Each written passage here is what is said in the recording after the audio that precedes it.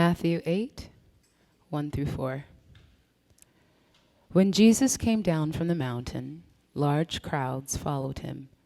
And a leper came to him and bowed down before him and said, "Lord, if you are willing, you can make me clean." Jesus stretched out his hand and touched him, saying, "I am willing, be cleansed." And immediately his leprosy was cleansed. And Jesus said to him, "See that you tell no one, but go, show yourself to the priests and present the offering that Moses commanded as a testimony to them."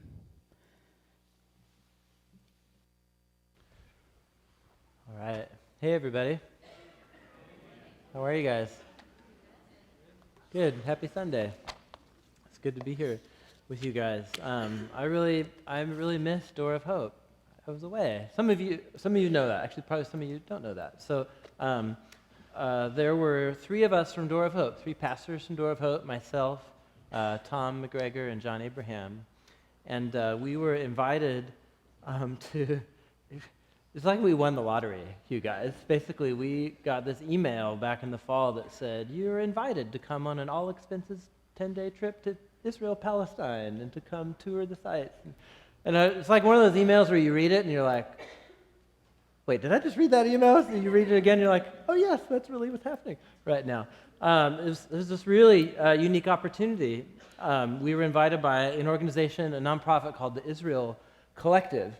And they've just existed a year or so, and their basic goal is to recruit young 20 and 30-something Christian pastors and leaders to go on these trips and just expose them both to the history and heritage of Israel, Palestine, but also to really learn about the complexity of the situation and the tensions that are over there right now, and to become voices to just pray and advocate for peace in that part of the world.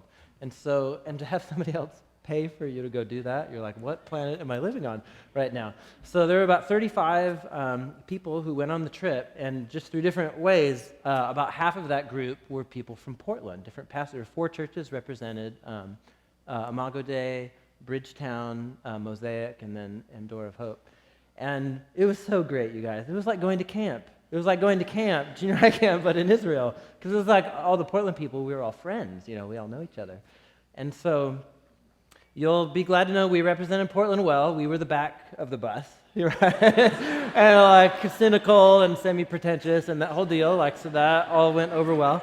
And but it was remarkable, and so we got to both tour these ancient, places, but also to meet with these people from very, very all ends of the spectrum, right? So we had breakfast with an Arab Muslim newspaper reporter, but also had breakfast, with a Jewish rabbi and Israeli military personnel, but then also Palestinian Christian pastors.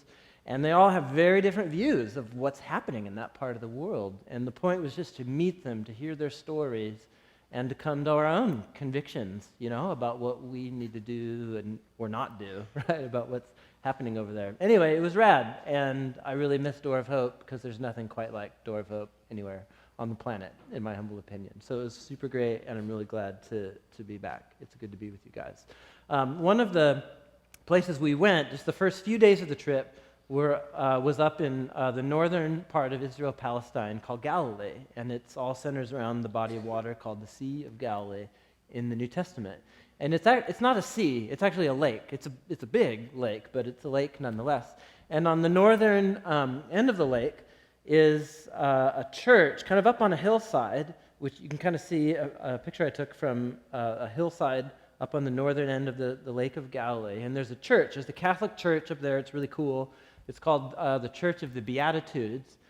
And it commemorates a hillside that's a typical hillside, up on that part of the Sea of Galilee that commemorates Jesus giving the Sermon on the Mount, which we just spent 3 months crawling through, right, on our Sunday gatherings. And so I just thought you might want to see the mountain, right, that's being referred to right there, because look at the first line here in our story today. Jesus came down from the mountainside after, in Matthew, giving the Sermon on the Mount. Now, just, look at the picture, and so that's a mountain in Israel. You know what I'm saying? Right? So we're in the Pacific Northwest, the Cascades. When you hear mountain, you think mountain. When you're in Israel, Palestine, the word mountain means Mount Tabor, right? Like southeast Portland, right? So that's about a little bit taller than Mount Tabor. But that's the idea here. So just imagine Jesus has been up on this hillside. He's been out there announcing the kingdom of God, that it's here.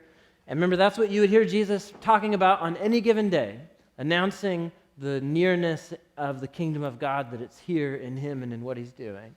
And so he has all these followers, so he goes up to this hillside up from the sea, and just that's a typical scene right there. You can just see for miles and miles all around. And so Jesus, he's up on this hillside, people are gathered around, and for 3 chapters he's exploring and explaining what it means to be his disciple and what it means to enter into the life of God's kingdom.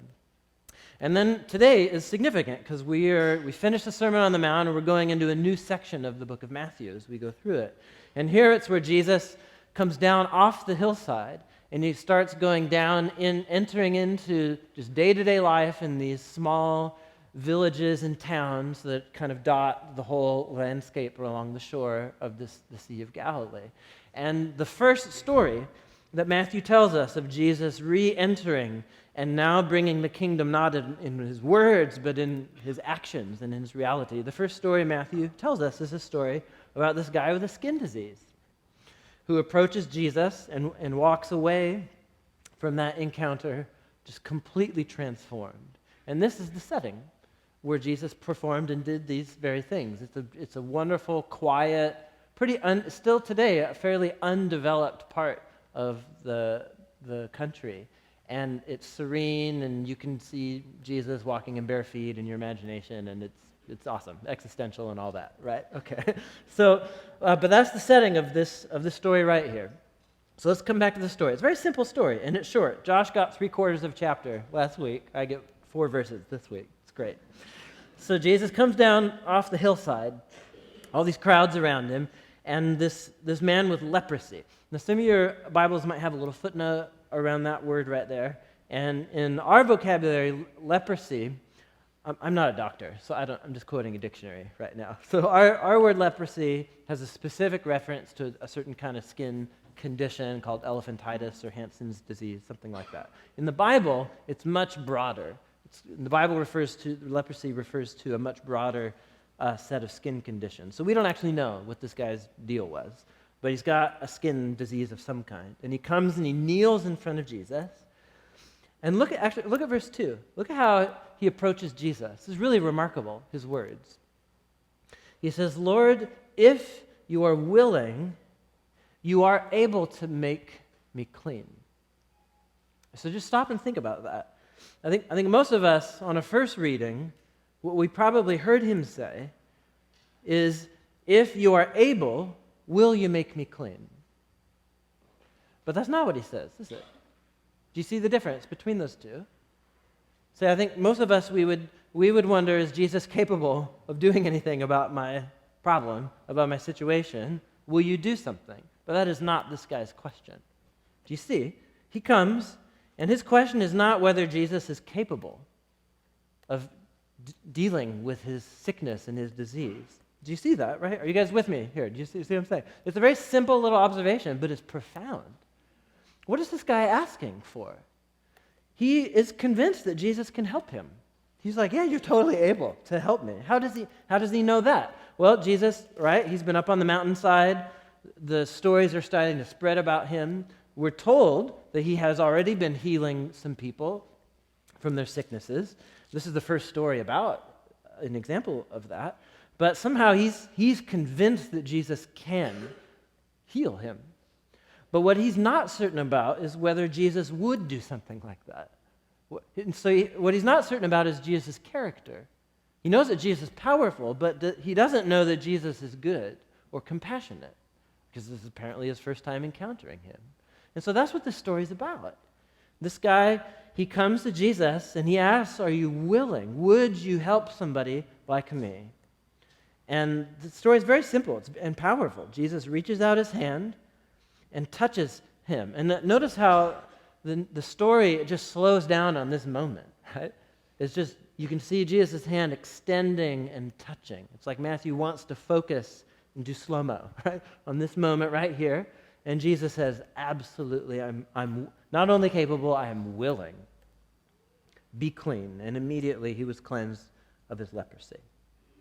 And he says something that we'll talk about in a minute, but that's the story. It's a very simple, short little story, isn't it? You guys get it? It's great. It's a great story. If you didn't know anything about Jesus, let's say this is the first time you're reading any stories about Jesus. This is the first story of Jesus healing somebody. Let's say you don't know anything about the Old Testament scriptures and you don't know anything about Jewish culture, right? You can just read this story, and what do you conclude about Jesus? Good guy, bad guy? He's a good guy, right? Compassionate or mean? Compassionate, right? Concerned about the well-being of others or selfish? He's concerned, right? He's awesome, right? You read this, it's a very simple story. You don't have to be a scholar or anything. You read it, and you just go, this guy's awesome. I like this guy a lot. Are you with me here? It's very simple. And that's how actually most of the stories in the gospel accounts, the 4 gospel accounts in the New Testament, they're like that. You read them, and there's a whole layer, they're very simple to get in one sense. Jesus is awesome. He's incredible. He's compassionate. He's brilliant. He's profound. He loves others. He lays down his life for others. And it's a very powerful story about Jesus being willing and compassionate to move. I mean, how significant is it for this guy? Why does Matthew highlight and slow-mo this moment of Jesus touching him? What's this guy's problem? He has a skin disease, right? So when do you think was the last time someone embraced this man and hugged him or touched him? And what happens to human beings when we're deprived of touch from other people? It's not good. It's not, right? Actually, physiologically, bad things happen to us when we're deprived of embrace and touch from other people. And so Matthew focuses on this beautiful, humane compassion of Jesus to touch this man that no one else would want to touch and to embrace him, and the encounter heals him. Jesus is awesome. So we could just stop right there. You know, we could. I'm not going to, but we could. All right, and just walk away and be like, Jesus is incredible.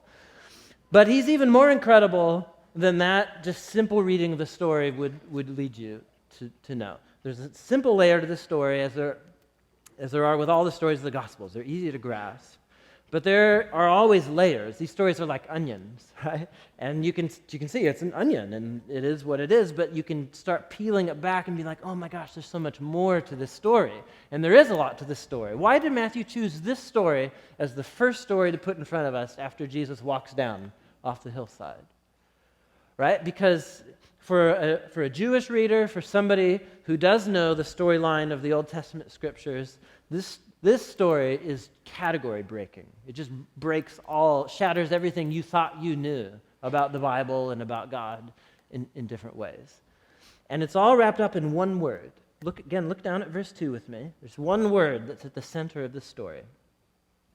What does the guy ask Jesus? He says, Lord, if you're willing, you can do what? What does he say? You can make me clean. Now, why does he say that? Is he dirty? You know? Does he have dirt all over him or something? Like what? And you might say, well, he has a skin disease. But yes, but you could have very good personal hygiene and have a skin disease. You know what I'm saying? You brush your teeth and take a shower. So he's not dirty. He's not actually dirty. But he asked to become clean. Why does he use that word? And Jesus affirms it. He says, be cleansed. What is this about? There's a perfectly good words in Greek and in Hebrew for healing, for being healed. But that is not what he asks for. Of course, he is asking to be healed, but there's something even more that he's asking for. He's asking to become clean again. And that little word opens up a whole dimension of power and significance to this short little story, and I think for why Matthew puts it first. And so you guys know me, the story time now. So get your coffee, have a sip, and we're gonna explore why Matthew puts this first, what this whole concept of cleanness and holiness and uncleanness is about, and why this story should break all your categories of what you thought you knew about God. All right? You guys with me? Story time. So let me tell you a story about the people of Israel. So go back to the beginning. Everything's awesome. Could have been wonderful, but we blow it. Pretty good summary, right? And so we blew it and create hell on earth. And God chooses one family out of all the corrupt, stupid, rebellious nations called the family of Abraham. And he's going to restore blessing and goodness to all humanity through this family. They end up in slavery to the big bad guy in Egypt, right? You've seen the movie. And so Moses is raised up as a leader to rescue the people out of slavery in Egypt. And so they go through the wilderness to the foot of a mountain. Okay, here we go. This is what's important. And God enters into a covenant relationship with this family, the tribe of Israel. And he wants them to become his people. And more so, he wants to restore that Garden of Eden presence relationship that we were all made for but have forfeited and lost. And so what God does is he wants to plant his personal presence right in the midst of this family in Israel. And so the form that takes is what? The form that takes in the people of Israel. Some of you know the story. What is the structure and the thing in their midst here? It's a tent. Right? Well, actually, it's a box. It's a little special box carried on poles by priests. And then there's the presence of God and this cloud and so on is over it. And then that goes in this sacred tent that they build to house the presence of God right at the center of the people of Israel. And what's that tent called in the Bible? It's called the Tabernacle. And the whole point of this was that God's unique holy presence is in the midst of Israel. And so here's just one of many passages from one of your favorite books in the Bible, right? Leviticus, where God describes the significance and the implications of planting his presence right in the middle of the people of Israel. So this is what God says to the Israelites. He says, I am Yahweh your God. Make yourselves holy, therefore, and become holy, because I am holy. You shall not make yourselves unclean with any of the defiling things that are in the land, for I am Yahweh, who brought you up from the land of Egypt to be your God. Thus you shall be holy, for I am holy. What's the repeated word here in this paragraph? Holy. All right. Very good, class. Very good, you guys. So holy. So really, here's what's about to happen. We're gonna take some time and learn about concepts of holiness and cleanness and uncleanness and purity from the book of Leviticus. That's my mission right now. So how many of you would want that mission, right? You'd be like, no, you don't want that. I'm going to put you all to sleep right now, but I'm not. Just watch. This will be fun, trust me. So holiness, this all comes down around holiness. And these are such central concepts to the storyline of the Bible. Really, once you get these, they're pretty simple to grasp. Once you grasp them, seriously, whole parts of the Bible will begin to come alive with significance and meaning. And you'll begin to spot these language and ideas all over the stories about Jesus and in the New Testament too. It's really important. So God, here's the point. God is holy, and he's going to plant himself in the midst of Israel, and so they are to become holy too. Now, what on earth does holiness mean? For most of us, I think in English, Western culture, we think of holiness mostly in terms of morality, being a good moral person. You guys with me? That's what most of us, he's so holy, or he thinks he's holy, holier than thou, this kind of thing. And when we say that, we mean they think they're a better person morally than other people. And morality is a part of it, holiness in the Bible, but it's just one part, and it's not even the main part.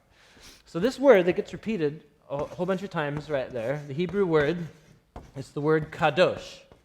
Kadosh. Kadosh. Good job, class. And whatever Kadosh is, you see here, it's set up in opposition. It's the opposite of unclean. You guys with me? So don't, I did this. There we go. Unclean. There we go. I can spell. So you have holiness, so don't become unclean because y'all are to become holy, just like I am holy in your midst. So Kadosh. What on earth does that mean? And its basic meaning is to be unique, one of a kind, distinct, different, whatever words you want to use. And because of that uniqueness, somehow you're set apart. To be holy is to be one of a kind, unique, and then set apart for a specific purpose. So here's an analogy that I found helpful. In the Bible, God is holy, and therefore the space around God is holy, and people who are near God are supposed to become holy. God is holy in the same way that in a hospital, an operating room is holy. So how many of you have ever been wheeled into an operating room before? Okay, quite a number of us. How many of you have been in a hospital before? Okay, now that's interesting. So here's what that means. That means there's these buildings all over town that most of us have been into, but they have a special room that you've never been into. Very few of us have ever been in, and only under certain circumstances and for a set amount of time for a specific purpose. It's holy, right? It's holy. It's set apart, and it's unique. Now, what is that space? What is an operating room set apart and holy for? What happens in that room?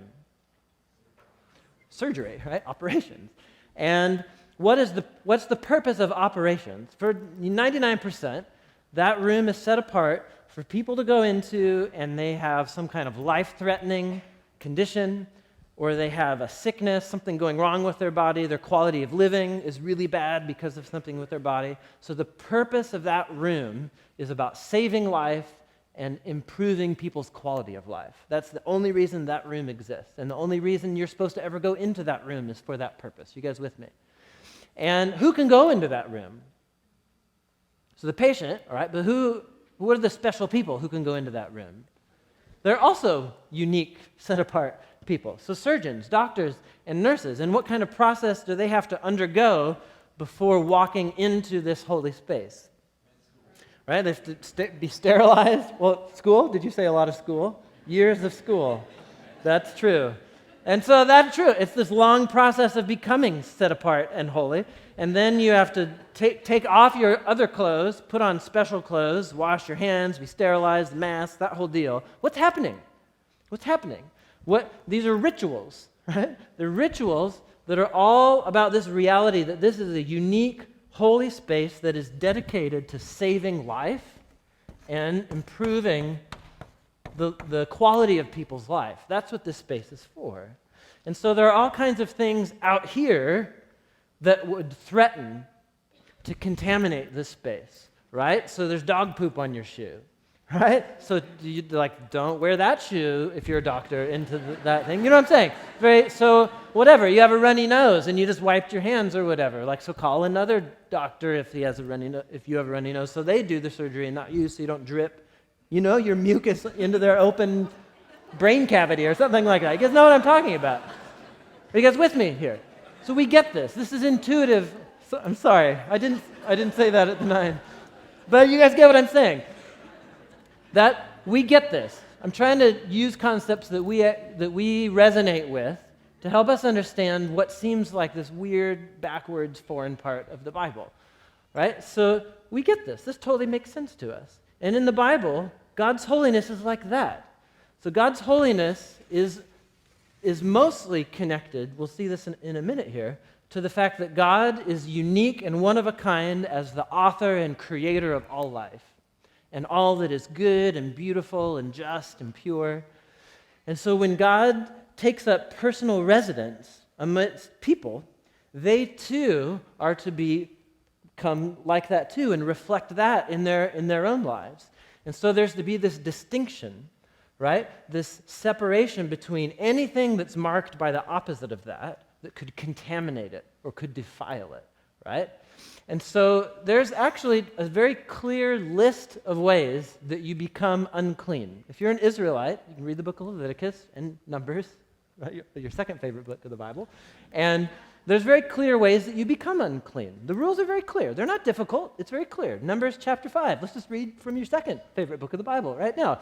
Yahweh said to Moses, "Command the Israelites to send outside of the Israelite camp anybody who has a defiling skin disease, 1, or 2, a sexual discharge of any kind, or 3, someone who's ceremonially unclean because of contact with a dead body." There you go, right there. Skin disease, sexual discharge, contact with a dead body.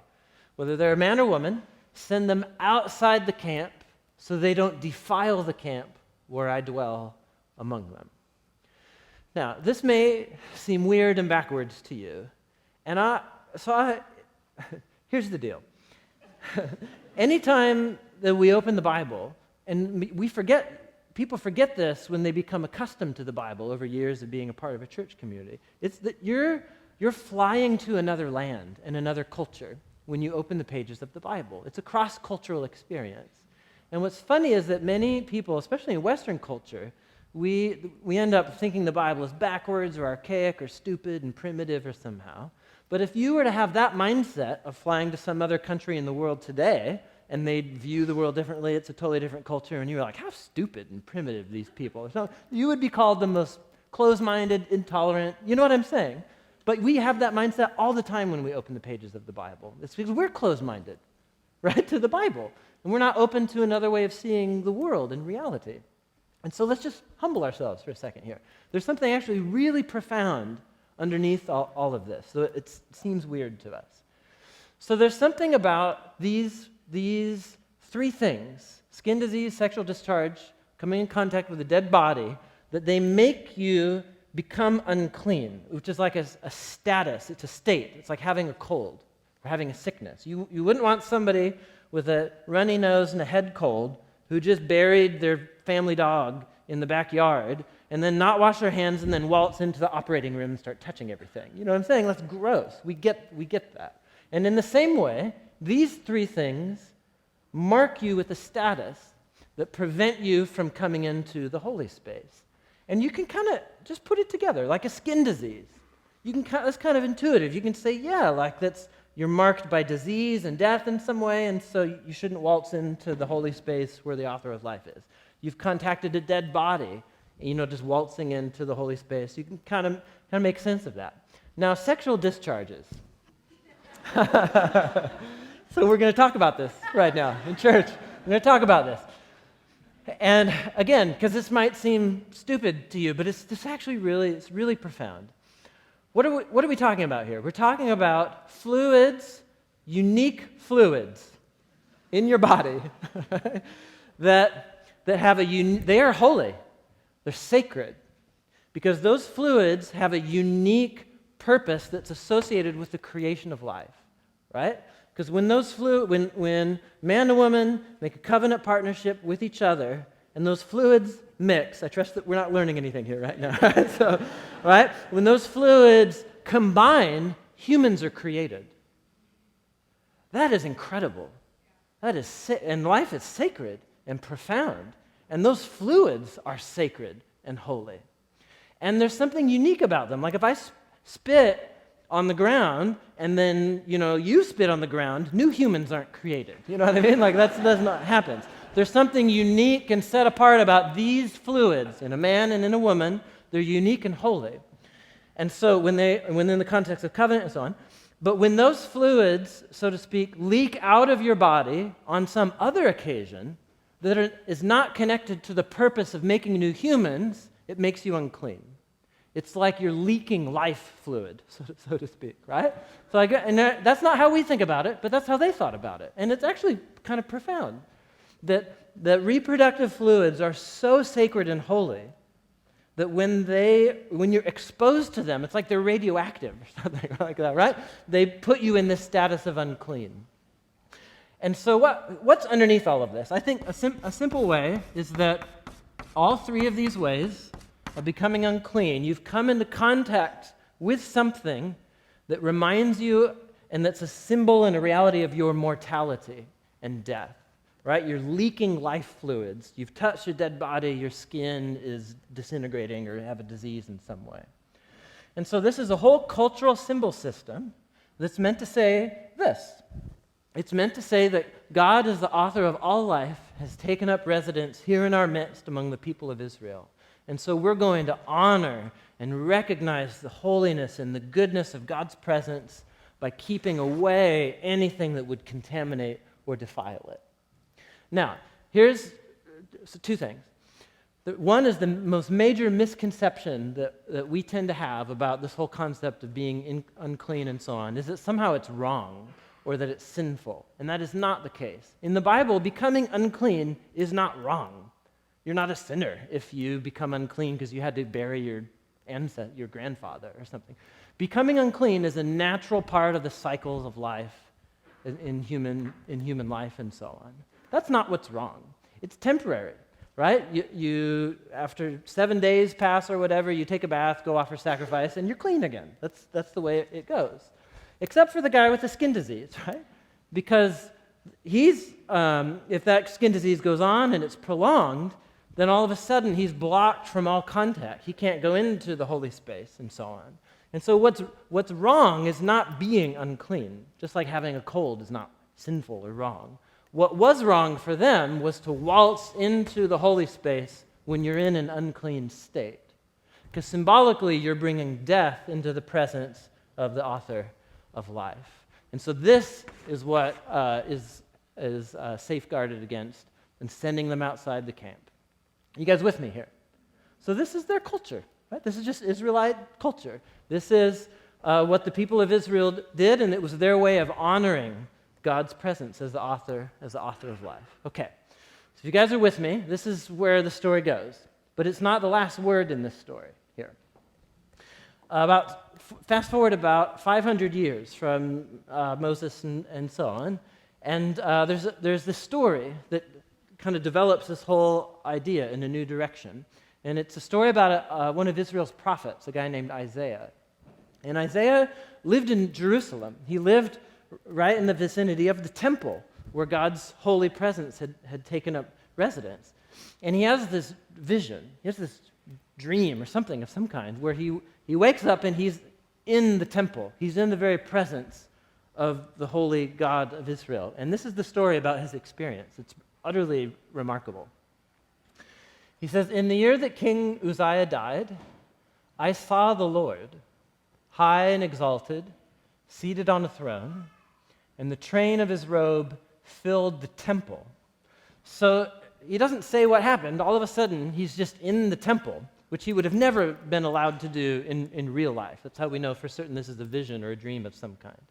And he's right in the temple, and the temple, they view the temple as this connecting point of heaven and earth. And so he sees God on a throne, and it's like his upper half is in the dimension of heaven, and his lower half is right there in the temple. And so it's like he sees this image of God's robes that fill the temple and so on. And then this is a crazy dream. You're like, what did he smoke before going to bed that night or something, right? Because look at this. Above him were seraphim, these 6-winged creatures. With 2 wings, they're covering their faces. With 2 wings, they're covering their feet. And with 2 wings, they're flying, right? Now, this is crazy. These creatures are called seraphim here. They're called cherubim in other parts of the Bible. And you should not think about a plump baby with wings, all right? Definitely not that, right? In fact, don't even think a human-like creature at all with wings. There are no human-like creatures with wings anywhere in the Bible. Creatures with wings are always described in God's presence as being animal-like. And that's exactly what these are. The word seraph means snake. So you're supposed to imagine some kind of reptilian, multi-winged creatures and so on. It's a crazy dream. But it's his dream. Respect the man, right? Respect him.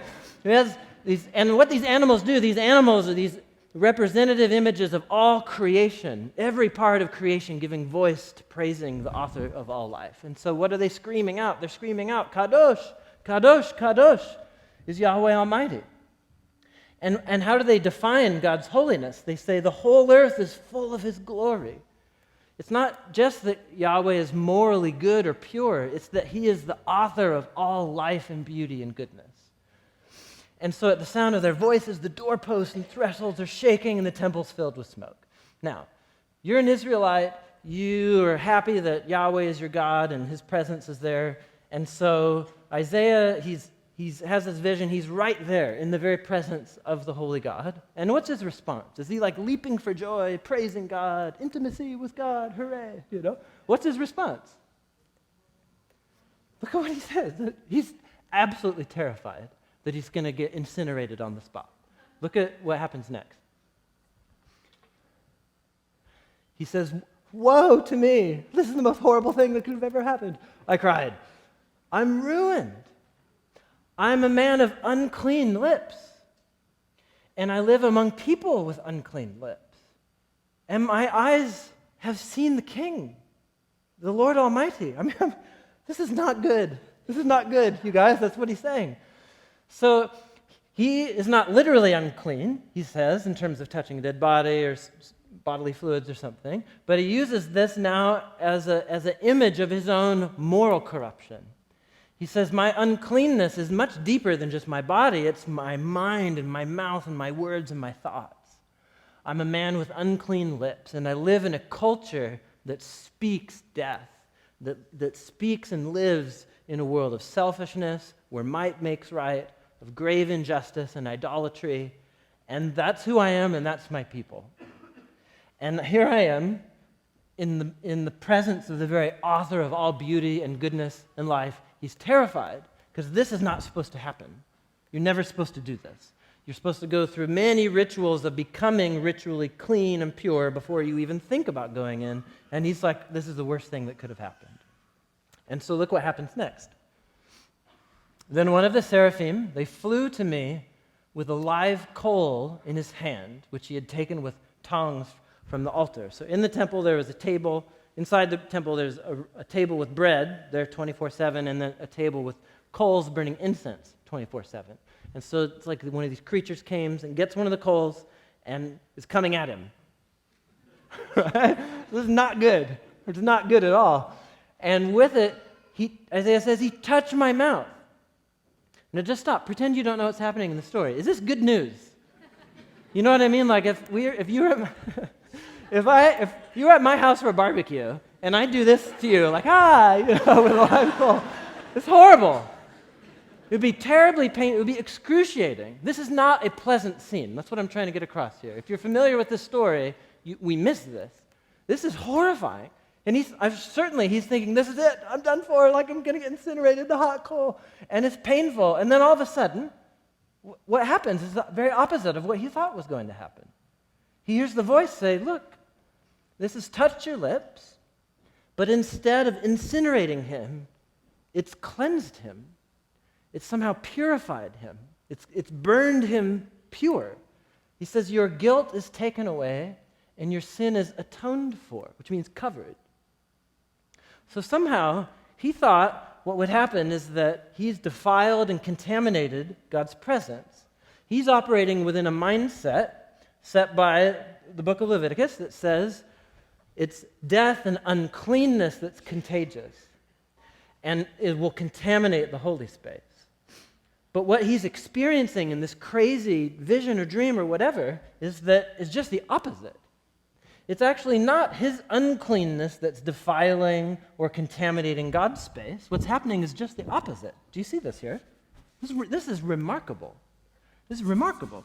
Because what's happening is actually it's God's holiness, this sacred holy coal, is not defiled by touching Isaiah's unclean lips, but rather it's God's holiness that becomes contagious. And God's holiness and purity and power as the author of all life encounters this man, and it's painful as it purges him, and then it transforms him completely. And his sin is burned away, so to speak. You guys with me here? What on earth? He has no categories for this. What's happening here? Just the ideas about who God is and what's happening are just shattering for him. And this is in the Old Testament. And so this theme develops throughout the book of Isaiah, and this is one of Isaiah's unique contributions to the story of the Scriptures, is that God's purpose was never that this remains a permanent situation and that people are forever isolated from God. This is meant to communicate a profound truth, that you and I are broken and really screwed up and marked by death and sin, and that God is the author of all life. But the story doesn't end there.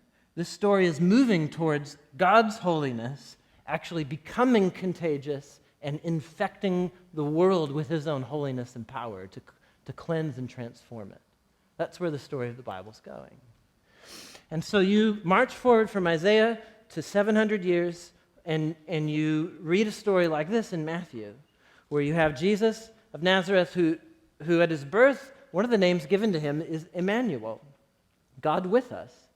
God's very holy, powerful, pure presence right here embodied in a human, in the person of Jesus. And so here's Jesus coming down off this hillside, into the hustle and bustle of daily life in this fishing village in Galilee. And the first story Matthew puts in front of us to show us what happens when the kingdom of God invades normal people's lives. It's a story about this unclean man with a skin disease, who for however long he's had this uncleanness, he's been barred from the temple, he can't go to Jerusalem, he's cut off from the worshiping community, he's considered unclean. And here's the very embodiment of God's holy presence. And see, what should happen? What's supposed to happen when Jesus, Matthew slow motions the moment for us. He extends his hand and touches him. What's supposed to happen in that moment? What you would think has happened is that man's impurity makes Jesus unclean. That's what's supposed to happen according to Leviticus. But Leviticus is not the end of the story, is it? What actually happens is Isaiah's vision becomes reality. And Jesus, as the embodiment of God's sacred power and purity, it's actually Jesus' holiness that's contagious, and it transfers to this man, and it's like it eradicates his uncleanness and makes him holy and pure. Are you guys with me? See, this will preach. If I was a preacher, this is where I would start preaching right now, right? Because this is so powerful. And again, these aren't your cultural categories, and so we're kind of like, whoa, we're learning all this at once. But if you grew up steeped in this worldview of clean and unclean, you would just how radical this is. That Jesus comes, and people's uncleanness and sin and corruption is not threatening to him. It's not threatening to him at all. He comes with this power and this authority, right? At the end of Jesus teaching the Sermon on the Mount, everybody's like, oh my gosh, we've never heard anyone talk with such authority and presence. It's as if he's speaking for God, and that's precisely what he's claiming to do. And then he comes not just to speak for God, but to be the actual presence of God moving towards people whose bodies are riddled with death, moving towards people whose cultures are riddled with unclean lips, with cultures of death and sin and selfishness. And Jesus is not intimidated. He moves right towards it. He extends his hand and says, not only am I able, this is what I came to do. I am willing. This is my purpose. Be cleaned. And then look what Jesus tells the man. He says, okay, look at verse 4. He says, first of all, see to it you don't tell anyone. Right? I'm trying to keep a low profile, at least for a little bit here. But go down to Jerusalem and go show the priests what's happened to you and go offer the sacrifice like you're supposed to do, and this will be a testimony to them. Because see, in the priest's worldview, God's holiness is limited to the place of the temple, and so you protect it from being defiled and so on. But Jesus has come, and he's shattering this and creating this whole new story where God's holiness is not limited to the temple anymore. That he is embodying the spread and the contagiousness of God's holiness coming out into the world and purifying and cleansing and forgiving and cleaning unclean, sin-ridden, screwed-up people. And so Jesus says, just go tell them and let your own personal story of this encounter be a testimony to them that there's something new going down here. It's just very powerful. It's extremely powerful. This is the Jesus that we worship, you guys. And so how does this speak a word of God to us, right? Because most of us didn't grow up with knowing any of this, right? So, but think of it this way. If you're a disciple of Jesus and you have just really blown it in some way, right? Think of a time where you acted against your conscience, you acted against the teachings of Jesus, you just blew it. Big time. Anybody? So, right? We shouldn't have to think very long or hard about that. Now think about what goes on in your mind after you fail, whether morally or whatever, ethically somehow. What goes on in your mind? And what I know goes on in at least half the room, half of us, we undergo this thing of like, God's ashamed of me. And what you end up doing is you end up actually avoiding Jesus. Because you think that somehow he's threatened or that you're not good enough to be near him, or maybe that you'll contaminate his goodness by your failure or moral failure or whatever. So how many of you guys know what I'm talking about here? So, and what you end up doing is you end up avoiding prayer, you end up avoid meeting Jesus in the Scriptures, you avoid other Christians, you avoid coming to the Sunday gathering, you avoid taking the bread and the cup. Because you think, I can't go near it, right? How many of you guys know what I'm talking about? And you need to understand that Jesus passionately disagrees with you on that point. Do you know that? That's just it's the wrong story. You're living in a different story that's not the story of the gospel. The story of the gospel is this boldness that God is not threatened or intimidated by your sin. Think of it this way. How many of you have a little line in your head that says, a holy God will not tolerate sin in his presence? Right? That's probably a line many of us have heard before. And do you see that is a half-truth, that if it remains a half-truth, it's actually dangerous and will distort your whole view of Jesus? Are you with me? The whole point of the gospel, can God tolerate sin in his presence? You betcha. You bet he can. What's the story of Isaiah all about? And not only does God tolerate it, he moves towards it with such passion and intensity that Isaiah is forced to own it, to confess it, and name it. And instead, he's transformed by that encounter with God's holiness. Are you with me? And then in Jesus, like this guy, Jesus finds this guy. You know what I'm saying? Jesus is God's holiness on a mission. Your sin is not threatening to Jesus. And it doesn't mean that like you have license to do whatever the heck you want. It's that, dude, he's not going to leave you alone. He's going to burn you clean, right? And that's good news for people like you and I. Because we live in a culture of uncleanness and death, and we're bred with this mindset, and Jesus comes to just transform in a whole different story. And so there's some of us here today, and what you actually believe is that God wants nothing to do with you because of your failure. And the good news of a story like this is that you could not be more wrong about Jesus' character. Lord, if you are willing. See, he doesn't doubt Jesus' ability, he doubts Jesus' character, of whether Jesus would move towards an unclean person like him. And Jesus says, you couldn't be more wrong. And he touches this man and he walks away transformed. And so I wonder how many of us are here today. This is just good old-fashioned good news for sinners, right? Is that we're here together in a sacred space and a sacred time, a unique time and place for us to worship Jesus, to celebrate good news, and to announce that there's hope for people like us and for a world like ours.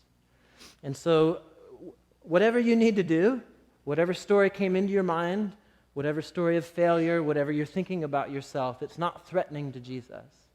And as we come to worship and to sing and to pray and to come to the tables to take the bread and the cup, come with a bold confidence, knowing that Jesus has both the power and the desire to burn you clean through his holy presence. Amen? Amen. Let me close in a word of prayer.